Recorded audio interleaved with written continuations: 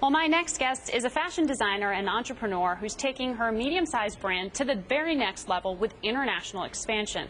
So here to tell us all about her plans and her take on the state of luxury retail right now is Tory Burch, Chief Creative Officer and co-founder of her namesake line, Tory Burch. Thank you so much for coming in studio today. Thank you for having me. So happy to be here.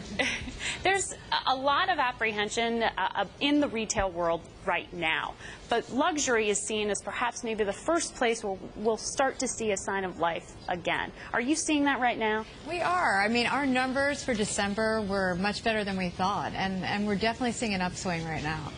What is it that people are feeling okay to buy? Because there was, even with the people who could afford last year, somewhat of a sentiment that it wasn't all right to go ahead and spend. And I think there is a certain amount of that still. I think excess is not cool, but I think the consumer is changing. Our customer is. They're looking for more unique things. They're looking for things that are versatile, take them from day into evening. So that's what we're trying to do. We're trying to also play with price points and have more opening price points. So what is that sweet spot for price points, and how do you figure that out? I think there is many sweet spots depending on what they're buying. But we have a shoe for $195, and that blows out, and that's a great price point. But then I think the consumer is willing to spend more money. They're just not buying as much of it.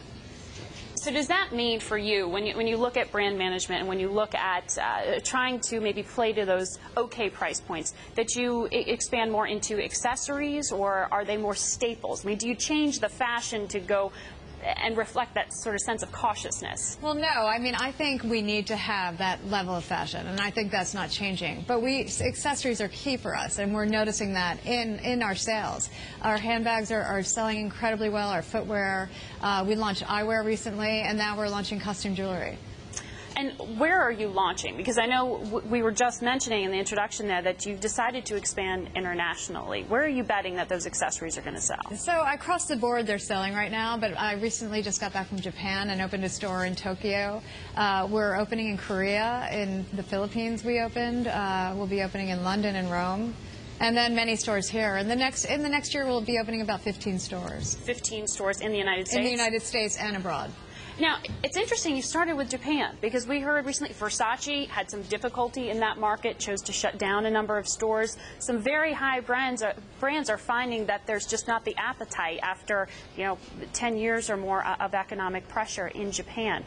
Why bet there first? Well, we have a very strong customer base, Japanese women, and so we really study that. We look at the market. We look at who's buying our clothing on our web and in the States, and we have a really great business there. We launched with and did a shop-in-shop, and it couldn't have been better. It was I think it's their #1 brand launch. But your prices are a little bit more expensive in Japan than they are here in the U.S. That's right. Same goods. A little bit more.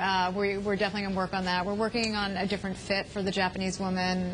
We're experimenting, and as we go, we're going to learn. Now, is there, within luxury, there's sort of a strata of pricing. How would you define Tory Burch? Is it affordable luxury, or do you consider it high-end? Where do you place yourself? I think I look at it as a luxury brand that is excessively priced, and that's where we want to be. We want to always play with price points. We want to offer our customers some more expensive things and use our stores as labs and see what works and what doesn't. Last night I was at this Financo merchandising event that we've been running sound from throughout the show, and Li & Fung's president, one of the biggest suppliers to the Walmarts and the Targets of the world, was saying in Japan specifically they're seeing a real change with the consumer. That price is becoming a reason to purchase when it hasn't before. That brand itself was the first reason. Now it's price in Japan. Well, it used to be all about the name, and now they're definitely looking at our price point, which is not a luxury price point or a designer price point, and I think that's a great thing. I think that they're interested in mixing highs and lows, and I think that's happening here as well. Yeah. How do you change the product to reflect the region? What is it in the Asian consumer base that you see the most appetite for? What's interesting about Asia and here is the best sellers are the same. So we're not changing the product that much. We are changing the fit. For eyewear, it's a different bridge on their nose, and so we alter that. They have a narrower foot, so we're looking at things like that. And then they have a lanyard for their phone, so we're going to add different things to our collection. Welcome back. We're speaking today with fashion designer and entrepreneur Tory Burch. She's with me now as our live guest. We've been talking about your decision to expand internationally, starting with Japan and the Asian consumer. But besides this work, with your own foundation, you've actually shown some interest here in microfinance and helping to get other small businesses going here. Why? Well, for me, it was hard to believe that someone could get a loan easier, a microloan easier in India than they can in the States. So that is exactly why I started the foundation. It's about empowering women through microfinance in the States to start. Mm-hmm. To help small businesses get going here. And you're doing that with Axion? We're partnering with Axion, and they've been great partners. They're helping us meet a lot of the entrepreneurs and go through the process of selection. And that's a Mexican-based micro-lending firm, isn't it? No, actually, they're based. They have a big office here, a big operation here, but they're the largest microfinance organization in the States. That's why we picked them. That's why you picked them. Yeah. You yourself recently, within the back half of 2009, made the decision to sell a portion of the company to a private equity firm based out of Mexico. What was behind that decision, and how much of the company do you still own?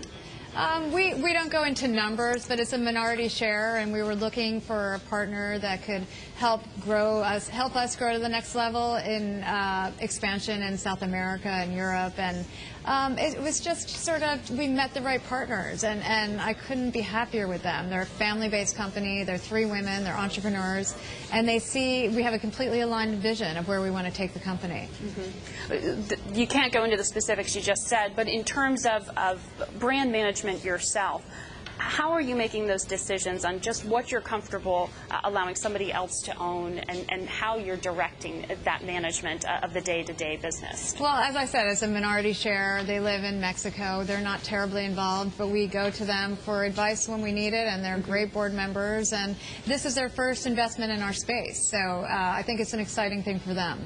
Now, international sales for you have been projected to be like less than 10% of total volume, which is reported here at exceeding $200 million. Where do you see international sales going from that 10% level? Oh, I think it's going to go way up. I mean, I think I'd love it to eventually to be a third, Europe, Asia, and the U.S. Europe, Asia, and the U.S. South America, though, what's happening there in that market? It often gets overlooked because there's so much focused on Asian growth. What's happening with that consumer base? Well, I think I'm very interested in South America. We're going in and we're checking out different countries slowly and seeing where it makes sense.